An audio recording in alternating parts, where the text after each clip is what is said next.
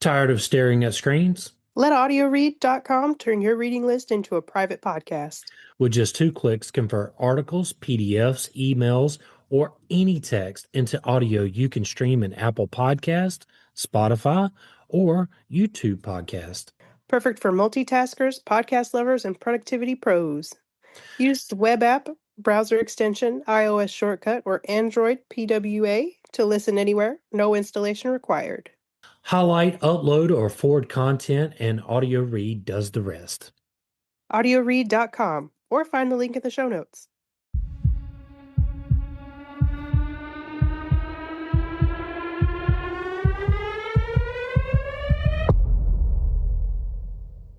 Hi, I'm William. And I'm Kat, And that makes this Info on the Go. answering questions you want to know. You know, Kat, so we have a sponsor, Table Talk Friday, a D&D podcast. And, it got me to thinking, like, what is the history of Dungeons and Dragons? I mean, have you ever wondered? Yeah, considering that in the time period that it did come out in, everybody was definitely not interested in Fantasyland. No. So in this episode, it isn't really about knowing the hit points or saving throws. It's pure creative chaos, misunderstood monsters, and the kind of storytelling that happens when you mix dice with a little bit of delusion, right? So even if your fantasy knowledge is limited to that one movie with the walking tree, stick around. This tale has dragons, lawsuits, moral panic, and a surprising amount of heart. I say let's roll into it. No experience required. Just have an open mind and a willingness to embrace a little bit of weird. It began not with a roar, but with the quiet clatter of dice in basements and back rooms. What started as a niche hobby among wargaming enthusiasts in the early 1970s would become one of the most transformative cultural forces in the world. Imagination and storytelling. Dungeons and Dragons, known to many as simply D&D, is no longer just a game. It's a narrative engine, a bonding ritual, a source of lifelong friendships and even careers. From Yeah. influencing blockbuster films and video games to spawning novels, cartoons, and actual academic research, D&D has evolved into a cornerstone of modern geek culture. I know we're going to get into the a little bit of this here in a little bit, but did you ever watch the D&D cartoons as a kid on Saturday morning? What? No, I missed out on them. Yeah, they were a thing when I was a kid. I was just curious if they hung around or not. Now, I watched a live action movie that came out, I want to say in the early 2000s. Yeah, there was another one that came out not too long ago on it was called Dungeons and Dragons. It was like 2020 maybe. More than 50 million people have played it, and its influence stretches from high fantasy to high fashion. It's not just about slaying dragons, it's about discovering yourself. As co-creator Gary Gygax once said, the secret we should never let the game masters know is they don't need any rules. Hey, we need to say put a sticky note on that because that's going to show up again later. Well, we'll put a pin in that for now. Yeah, pin it, sticky note it, whatever. That one sentence captures both the beauty and the chaos at the heart of D&D. It was never just about dice and stat sheets. It was always about freedom, the drive to create, to escape, to make meaning through play. We're diving deep into the spellbook. You'll learn how medieval miniature battles transformed into quests throughout dungeons. This sounds really good, right? Mm-hmm. How a handful of homemade booklets sparked moral outrage across the nation. How the game has continually reinvented itself from near bankruptcy to becoming a streaming sensation. Expect tales of genius, betrayal, resilience, and the endless magic of collaboration when it comes to storytelling. Whether you're a seasoned dungeon master or just curious about what all the fuss is about, this journey through the history of Dungeons and Dragons will roll high on both insight and adventure. You had to get a little pun in there, huh? I love it. So grab your character sheet. The party is just about to begin. Now, before Dungeons and Dragons became a household name, it lived as an idea swirling in the minds of two gamers who saw more than just toy soldiers and rulebooks. To understand how this idea emerged, we need to travel back to the early 1970s. That was a time when wargaming was king, and the thought of pretending to be a wizard in a dungeon hadn't quite crossed the mainstream. Well, Gary Gygax was a meticulous thinker, a man drawn to structure, probabilities, and tactical depth. In 1971, he co-created Chainmail, a medieval wargame using miniatures to reenact historical battles. So think of it as chess with dice, terrain, and armies, not individual characters, but units arranged with strategic precision. Tucked into Chainmail was a curious appendix, rules for fantastical creatures like dungeons and wizards. Gygax, a fan of Tolkien, a sword and sorcery fiction, couldn't resist sprinkling a little magic into the mix. Hmm. Though most players ignored this section, it quietly set the stage for something radically different. While Gygax sharpened his mechanics, Dave Arneson was letting his imagination roam. Influenced by Chainmail, Arneson started running a campaign set in Blackmoor, a fantastical swampy realm filled with villains, magic items, and cryptic ruins. That sounds really interesting, you know? I would have loved to sit in on his creative process. Same, absolutely the same. But rather than controlling the battalions, players took control of individual characters.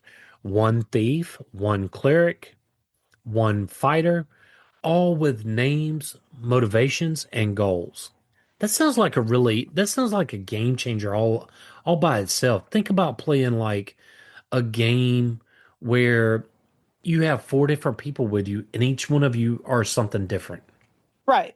I have. I used to play World of Warcraft. Well, I mean, I used to play D&D when I was in high school. Well, that was the right time for you. Okay, I came after that. Okay. I'm not Uh, trying to tell my age or anything. I'm just saying I played this in high school. But I wouldn't mind getting back into it. well, I wouldn't mind getting on at a game, so Okay. Well, maybe we can set up a game with some people and find us a dungeon master somewhere. sounds like fun. All right. Uh, Anyway, Arneson didn't just track movement, he tracked choices.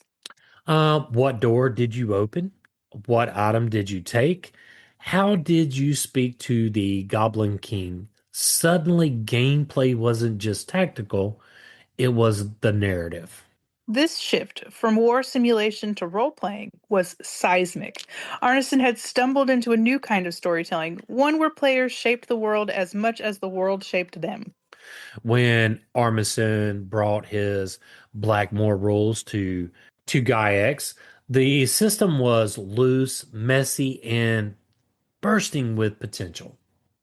Gygax saw the magic in it and began streamlining, codifying, and building a complete rule set. He transformed scattered ideas into game mechanics, character classes, hit points, experience points, saving throws.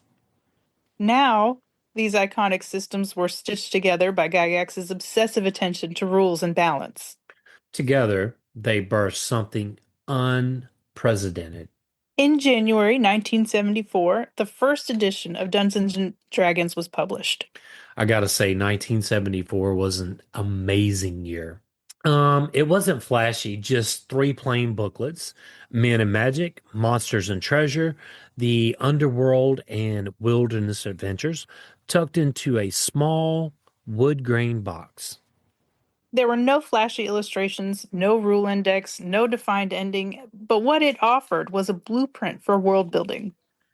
Think about that. That is crazy. Like it's not a rule book. It's just like it's a blueprint. You can build on, add on to whatever you want to do.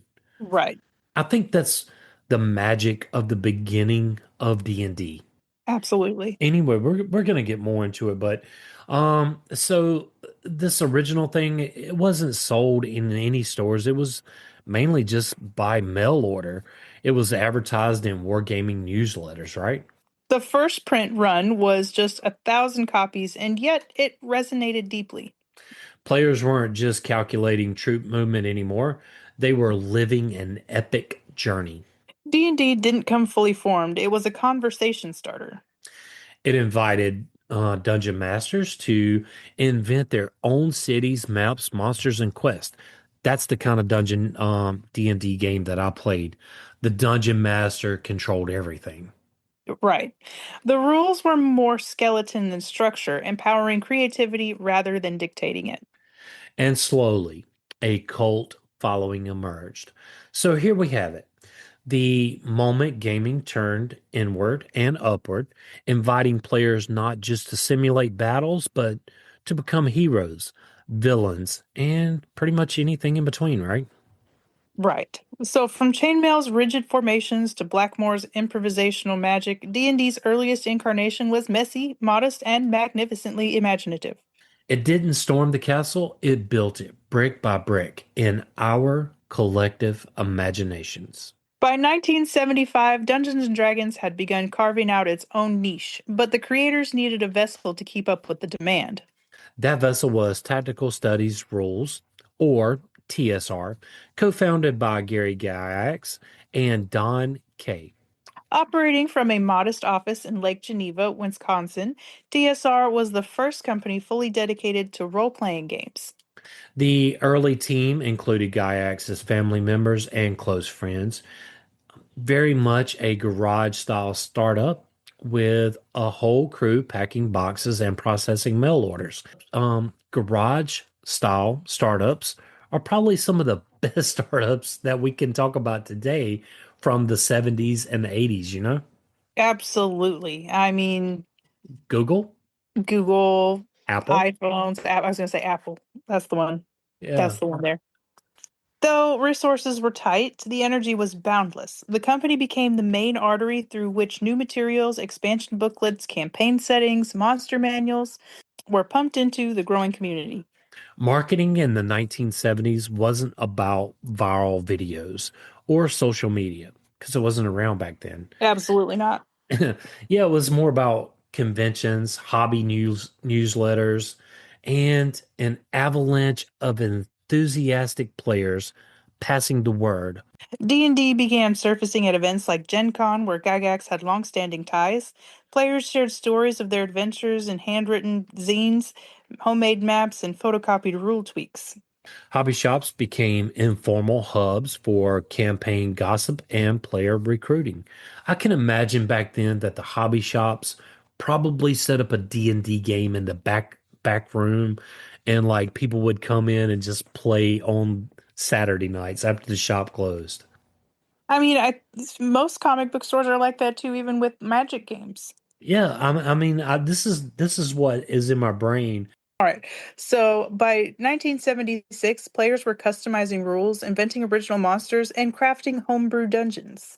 D&D was growing organically, not because of corporate planning, but because of uncontainable creativity. But behind the cardboard screens and painted miniatures, tensions brewed. Dave Arneson, co-creator of the original role-playing concept, clashed with Gygax over recognition and royalties. Hmm. Of course. Yeah, naturally. Arneson believed his contribution to D&D's mechanics and narrative systems warranted equal credit and compensation. I mean, I have to agree. Yeah, I kind of would agree, but well, yeah, because he really came up with the original part of the game. I feel half would be fair. Right. Um, Gygax having refined the game's rules and expanded its universe through TSR felt ownership over the final product. The original idea did come from Arneson, though, right? From what I've gathered, yes. I don't know. I guess it's a double-edged sword here. I mean, I don't really know how much Gygax really poured into it. Well, and we weren't there. Right.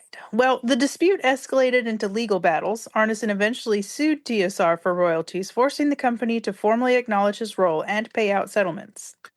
Okay, so if they weren't paying him at all, then yeah, I would agree. Absolutely. Yeah, I would agree with him 100%. Right.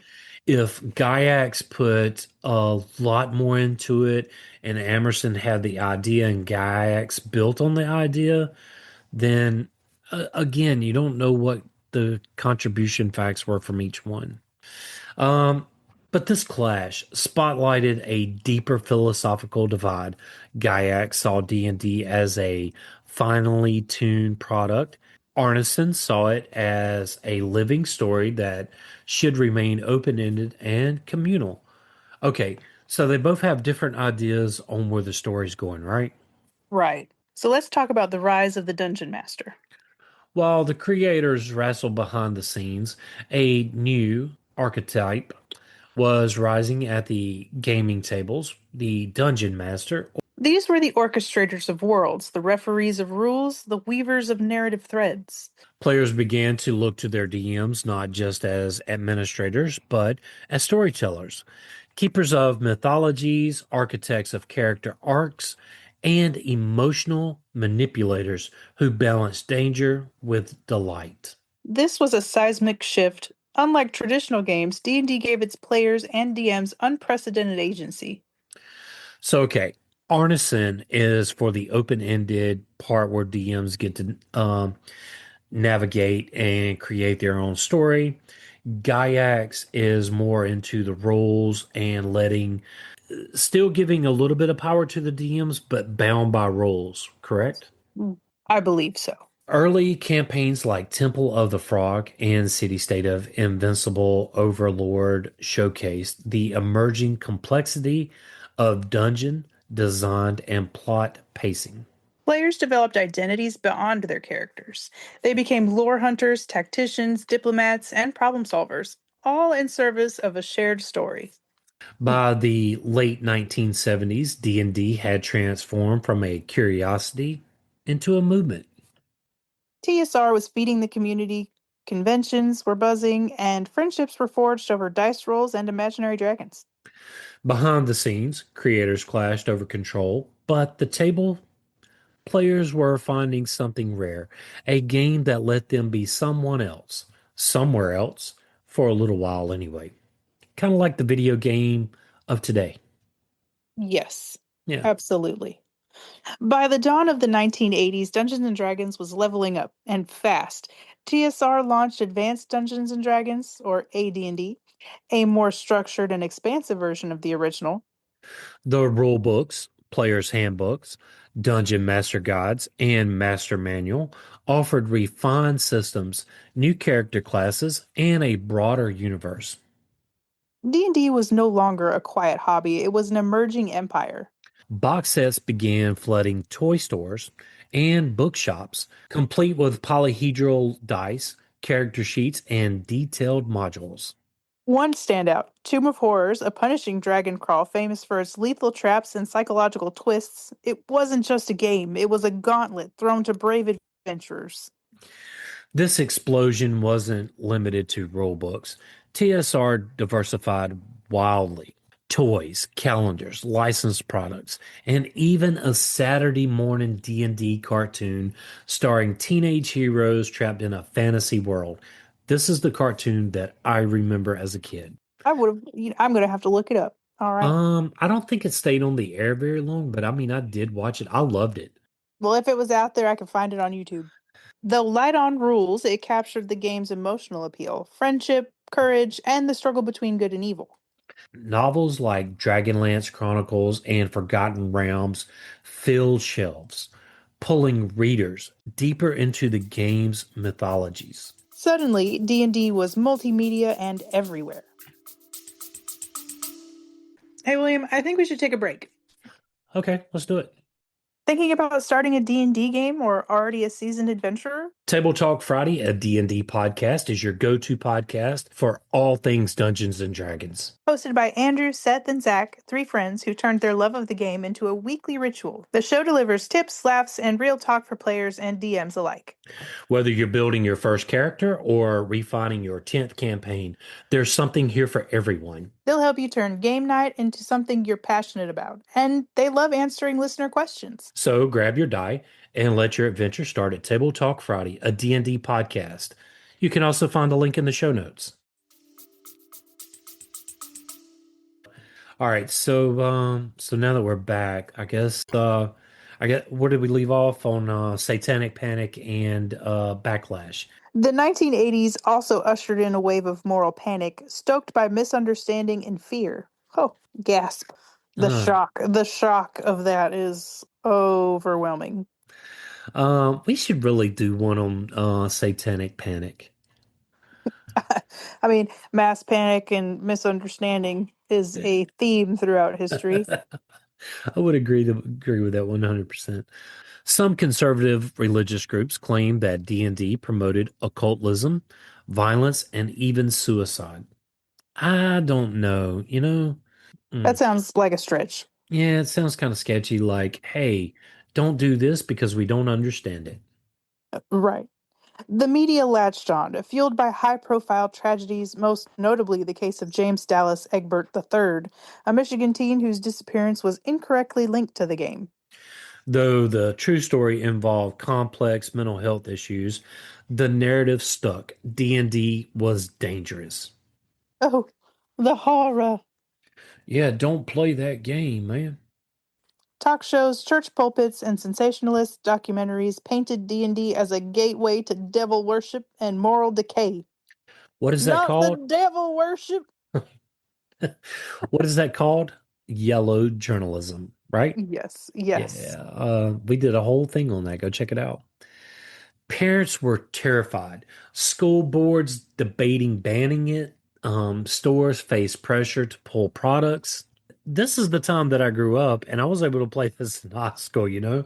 And I'm sitting here looking at this like, I don't, I can't think of anything that would bring about devil worship or moral decay. I mean, it was really a fantasy game. I mean, yeah, I don't know. You know, Pokemon cards were the devil too. So, I would agree with that. There's been things over history where certain groups called it out for being something that it's totally not. Uh, right. anyway, let's get back into the Satanic Panic. As TSR responded publicly and carefully. They redesigned cover art to avoid overt occult symbolism, They issued statements clarifying the game's fantasy nature. Defenders, game designers, educators, even clergy spoke out, arguing that the game encouraged creativity, critical thinking, and cooperation. which is true. Yeah, Goodness. I mean, And the clergy came out. Are you kidding? yeah, and I'm thinking because it is a strategical game. Yeah, I don't know about the rule books and stuff like that. When I played it, Dungeon Master had complete control. Um, but it was really a story, and depending on how your player reacted, or if it gained a higher spell or whatever, you really had to think about what your next actions were going to be because you some scenarios put you in a position where you could not end a character. You had to work around the character and you had to really be methodical on how to maneuver around that character without uh, because the character could take you out. I don't know. Am I making any sense? Yes. It was like a game of chess. Well, Yeah. I can't play chess to save my life. But in any case, Okay. Well, I'll teach you someday. well, that sounds great because I don't know diddly about chess. I can play some checkers. I can beat you in checkers. I'm pretty sure. I'm uh, willing to put money on it. it's possible. My grandmother taught me how to play, and I taught my daughter how to play, and she is the only one that has ever beat me. I bet she threw it in your face. She does to this day. She will not play me again. She said, I can't repeat this. Pretty much. Let's get back on topic. Okay. Yeah, the damage was done. Or was it? How did the controversy become a catalyst? Ironically, controversy stoked curiosity. As with comic books in the 50s and rock music in the 60s, forbidden fruit has a lure. Sales continued to rise. Players felt a sense of rebellion and underground camaraderie. The game became a badge of identity for outsiders, misfits, and dreamers. Tables sprouted in college dorms, rec rooms, and hidden corners of the library. It wasn't just escapism, it was self expression.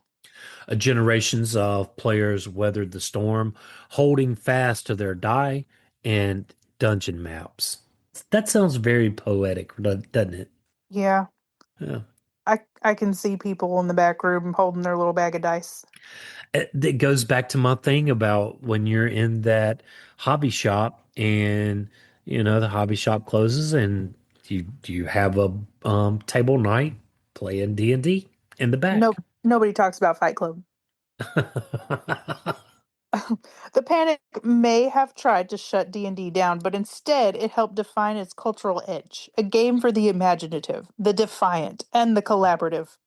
And the clash between creativity and conformity, Dungeons and Dragons held its ground. It survived the moral outcry, not by sanitizing its soul, but by proving its worth through stories shared, friendships forged, and minds expanded. Be there or be square. Yeah, absolutely. So while the critics saw demons in the dice, players saw possibility and in doing so helped D&D grow from a misunderstood niche into a timeless legend. As the 80s closed, TSR, the company behind Dungeons and Dragons, was riding a wave of popularity. But the 90s brought storm clouds. Internal mismanagement, bloated product lines, and creative gridlock began dragging the company under. TSRs launched dozens of new campaign settings like Spelljammer, Dark Sun, Planescape, and more. Each offered inventive worlds, but also required separate rulebooks, supplements, and play material. Hey, William, I think we should take a break. Okay, let's do it. Hey, it's Alex Caggiatani And Paul Richmond. from the Education News Comedy Quiz podcast called Some of the Above. Each month, Alex and I invite you to play along with two special guest contestants from the world of education as we ask questions about the latest school news.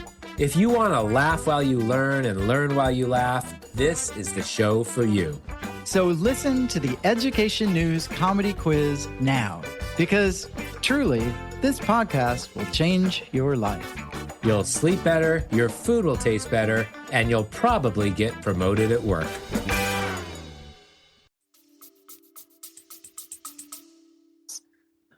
Sounds like they were trying to get make a little buck off of that. Some capitalism at its finest. Yeah, absolutely. So the catalog grew overwhelming, and fans were often confused by which rules applied where. Rather than streamlining, TSR fractured its audience. And I can really understand that because you're putting out a lot of different stuff and saying it all combines, and you might know this part, I might know this part, and then we're clashing on what really makes sense, right? Right. Look, and I did learn how to play Magic the Gathering. Not all types of the game, because there's different types in which the game can be played. We played what's called a commander version. But in any case, we always have to look up the rules and how some cards are played, because sometimes there's loopholes. And then you have to, work around what cards are banned from like official game settings, which is lame.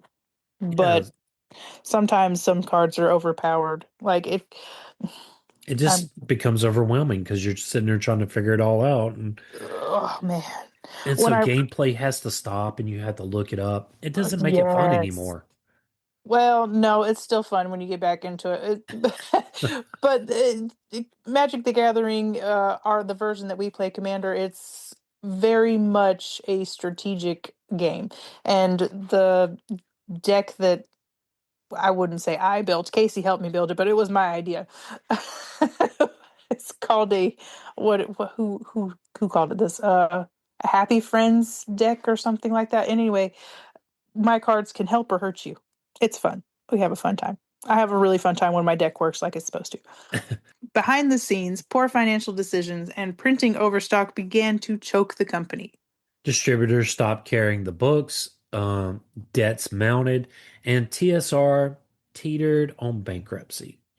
It was a heartbreaking moment for the community and a dramatic cliffhanger for the game's future. The game itself was showing strain. Advanced Dungeons and Dragons had evolved into second edition, but instead of consolidating mechanics, it expanded them, sometimes excessively. Rulebooks multiplied, core systems got buried in errata and splat books, and continuity across campaigns suffered. Player groups were splintered across rules interpretations. Magic systems varied, character creation became a maze, and the original spirit of storytelling risked being drowned in a sea of charts. That's very sad and heartbreaking to That hear is that. sad. Right. Yeah. The freedom that defined the early days of D&D was getting harder to find. In 1997, just when the die seemed doomed to go silent, Wizards of the Coast, WOTC, stepped in. Flush with cash from the explosive success of Magic the Gathering, WOTC brought TSR and with it the rights to Dungeons and Dragons. Mm. So, okay. So I guess Magic the Gathering is kind of the same, right? Yes, it Uh, is definitely very similar. The acquisition wasn't just financial, it was philosophical. Wizards wanted to return D&D to its roots, accessibility, creativity, and cohesion. They brought in designers with a vision for modernized rule sets, one that would unify the community and attract new players. Look, so my parents, in the early days of my life anyway, most of these people they kind of fell off with. In any case, I remember them sitting around the kitchen table at night playing D&D and playing Magic the Gathering. The groundwork for third edition began almost immediately. Designers like Monty Cook, Jonathan Tweet, and Skip Williams worked on reinventing the mechanics, trimming the fat, giving dungeon masters tools without requiring encyclopedic knowledge, which probably makes the game a lot funner than having to go and dig out this huge book and like what. Right, let me find the specific issue. All right, here it is. Let's stop the game for 30 minutes while I figure this out. Right. So, released in 2000, the new edition introduced standardized rules via the D20 system, a bold move that made gameplay easier to learn and easier to customize. Suddenly, it was possible for players and creators to build adventures without wading through conflicting mechanics. The game was modular, flexible, and open. Most revolutionary, Wizards released the Open Game License, or OGL, allowing third party publishers to use the D20 system freely. Wow, that's probably a game changer. That's the difference between Apple and Android. Apple is a closed operating system. Android is an open operating system, meaning that anybody can develop something for that system. Right. Which, you know, you can see in a lot of the games. Yeah, and I think this is a game changer because this allows DMs and wizards alike to be able to go in and create or add to, making the gameplay a little bit more personalized, if that makes any sense. Absolutely. Absolutely. It catalyzed a renaissance in tabletop RPG publishing and fostered a vibrant indie scene. The 1990s nearly ended D&D's campaign, but a save roll came just in time. Wizards of the Coast didn't just rescue the franchise, they resurrected it, giving it clarity, unity, and a fresh roll of the dice. So I say let's dive into the 2000s, and which is the age of open gameplay license, and how D20 system transformed Dungeons and Dragons into a global storytelling toolkit. Absolutely. I'll remember these times, okay? In 2000, Dungeons and Dragons was reborn through 3rd edition, a sleek, unified system built around the iconic D20 mechanic. At its heart, roll a 20-sided die, add some modifiers, compare against difficulty, simple, intuitive, and powerful. Wizards of the Coast, now stewarding, yeah, now stewarding the game, didn't just refine the rules, they revolutionized access. By releasing the open game license, they did something unheard of. They opened up the game's core mechanics to the public. Suddenly, fans, indie designers, and publishing houses could create compatible adventures, rule expansions, and entire new game systems, no licensing fees, and no gatekeeping. It was the tabletop equivalent of open source code, and it sparked a new renaissance. The OGL launched a tidal wave of creativity, independent role playing games flourished, Pathfinder, Mutants and Masterminds, and countless fantasy, sci fi, and horror spin offs bloomed. Homebrew content exploded. Forums lit up the custom races, magic systems, expansions, and alternative rule sets. Players didn't just consume, they contributed. One group's dungeon puzzle might become another group's climatic finale. Third party publishers like Green Ronin, Kobold Press, and Paizo helped to define an era where storytelling was collaborative at entry level, beyond even the gaming table. In 2008, the fourth edition arrived with ambition. Wizards of the Coast took a dramatic turn, reshaping D&D into a tightly balanced technical experience. Abilities were standardized into powers, character roles mirrored MMO style archetypes, countered building leaned into precision. It was elegant in design with board game clarity, but many players felt something was lost. The system's rigidity clashed with improvisational spirit that defined D&D. Roleplay gave way to optimal movement on grids. Theater of Minds fans felt sidelined, Some embraced the clean mechanics and clarity. and others missed the narrative messiness that once ruled the game. The community split again, and many sought alternatives. While rulebooks were reshaping, so were the landscapes of connection. The 2000s saw the rise of online forums, fan run wikis, and digital character building tools. In World, Giant in the Playground, and the RPG.net became havens for debate, story sharing, and role hacking. Players traded ideas across continents, fan modules gained cult followings, character creators emerged with autofill spells, and drag and drop stats blocks.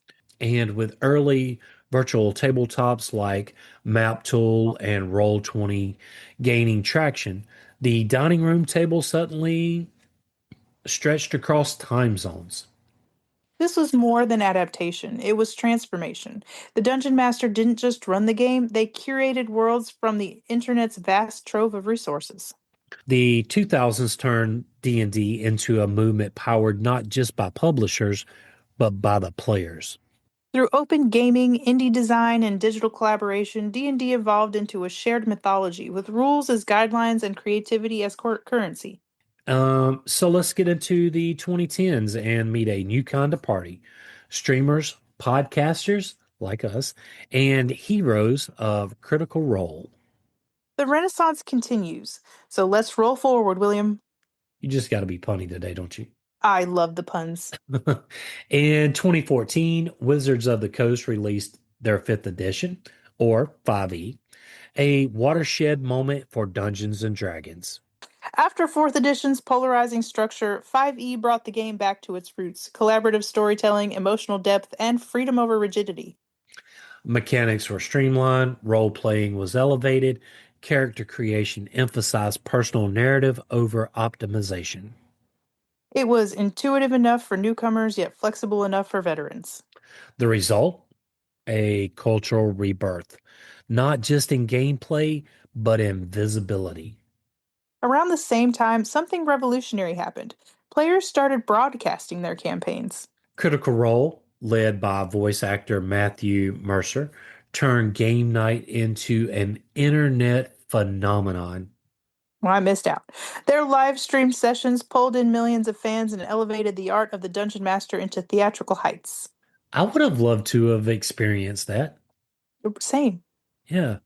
The Adventure Zone, Dimension 20, and countless actual play podcasts followed, offering laughter, heartbreak, and plot twist worthy of binge-worthy TV.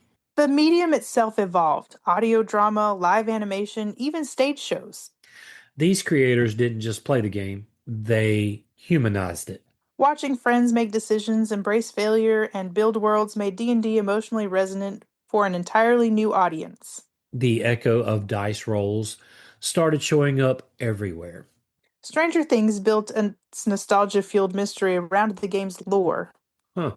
I didn't know that, did you? No, but it makes sense. Yeah. Baldur's Gate 3 brought D&D mechanics into a modern video game masterpiece. I've never played that game. I have. I Huh. have. It's really good. Okay, I'll check it out. It's I believe it first came out on the PlayStation, like the original PlayStation. Celebrities like Vin Diesel, Joe Manganiello, and Deborah Ann Woll proudly joined the adventuring ranks. D&D references appeared in sitcoms, high fashion, and, well, even college curriculums. The game wasn't niche anymore. It was a cultural shorthand for imagination and connection. Most striking of all was the changing face around the table. For decades, D&D was seen, often unfairly, as the domain of white male basement dwelling hobbyists. But 5e's emphasis on storytelling invited diverse voices to the party. Women, LGBTQ players, um, and players of color, neurodivergent creators, all stepped forward not just to play, but to reshape the game. Community created content flourished. The whole streaming series focused on love stories, decolonized fantasy tropes, and healing through character arcs. D&D became a mirror of shifting values, proving once again imagination belongs to everyone. I think that's powerful within itself. Absolutely. I Because, love that. yeah, I mean, when you think about the kid shows that are out there today, like for the young kids, they're empowering imagination. This is just empowering imagination with adults, right? Right, which is important. Yeah, I would agree with that. Even as the magic grows, shadows linger. The open game license, once a beacon of creative freedom, was thrown into controversy when Hasbro attempted to revise its terms, sparking backlash. I I can see that. I can 100% see that. But Players feared for indie publishers, fan creators, and the soul of open storytelling. Wizards of the Coast responded with public apologies and course corrections, but the trust by this time it just been tested, right? Right. Meanwhile, the rise of digital subscription models, virtual tabletops, and even early prototypes of AI powered DMs raised new questions. Wow, AI powered DMs. Um, so will automation flatten creativity? Will monetization eclipse imagination? So the debate rages. How do we preserve the freedom of a storytelling game when platforms, algorithms, and corporate interests get involved? The future holds promise, but also challenges. The party marches forward, navigating dragons both mythical and real. So what began in a basement with a handful of booklets became a sanctuary for millions. D&D has survived panic, reinvention, and commodification, but at its heart, it remains unchanged. Sanctuary. It is and always has been a game about stories, about the choices we make, the bonds we form, the ways we confront fear, chase wonder, and carve meaning through shared play. In the end, it's not about the dice, it's about the choices. Whether you're battling mind flayers or rescuing a halfling baker from a misunderstood ogre, every game is a mirror, a chance to explore who we are, who we could be, and how we grow together. So if you're listening and you're still wondering whether to roll that first dice, just do it. Your adventure is waiting. Grab your gear, name your character, and join the table. So, the world always needs your story. Throw your spin on it. Yeah. Let your imagination run. I found this to be extremely fascinating. I played it back in high school. I would be open to the idea of maybe starting a new game with someone, but again, I want to be with some people that are starting it too, maybe all learning together, maybe some experienced players, but not the ones that would be overpowering for the new player. Does that make sense? Yes. Yes. Let's not overwhelm our imaginations now. Yeah. I mean, what did you think about this? I loved it. I Yeah. loved every second of it, and I too would like to join a game. But I've always wanted to join. I've wanted to join a game for like the past 10 years. We had one roommate that was offering to be a DM for us, but it just didn't pan out. I found this to be extremely fascinating. Like I said, it sparked imagination through one of our sponsors and really just the basis of the show. I was curious. Where did it come from? How did it start? Um, how has it evolved over time? And looking at it now, I know there's different forms you can play and things like that. In any case, if you would like to support this podcast, tell a friend and help get the word out. If you would like to help us keep the show going, you can do so at Patreon. The link is in the show notes. William and I want to thank you for listening. Yes, thank you for listening. Join the Facebook group at Info on the Go, Share with us your show ideas. or ask us a question. Subscribe and follow us wherever you get your podcast. Send us a text using the link in the show notes, or leave a review. Email us at, infoonthegopodcast@gmail.com. and yes, that is all one word. Till next time. Stay curious.